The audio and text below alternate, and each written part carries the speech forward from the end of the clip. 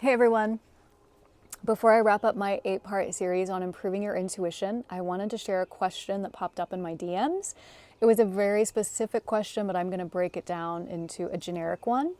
And that was, did my intuition make a mistake or did I?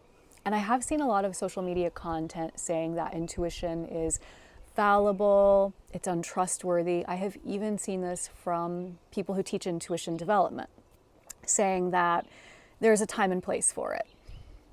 While that might be true in terms of starting with the small stuff before moving on to the big stuff, it's not true in the big picture. Your intuition is always accurate.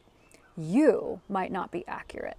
You might misinterpret, you might ignore it, you might create false signs. That's very possible. You could be so enmeshed or entrenched in your fear that you create a fear-based sign and not follow your intuition. You could just completely want to ignore your intuition because you're not being honest with yourself. There are all kinds of things that can cause us to get our intuition wrong, but our intuition isn't what's wrong. So self-awareness is huge here. Knowing your triggers, your fears, your limiting beliefs, all of that stuff. Very, very helpful. Practice, practice, practice. That's where it's at. If I intuit something and I get it wrong, I backtrack. I just say, wow, did I misinterpret that? How could I have misinterpreted that?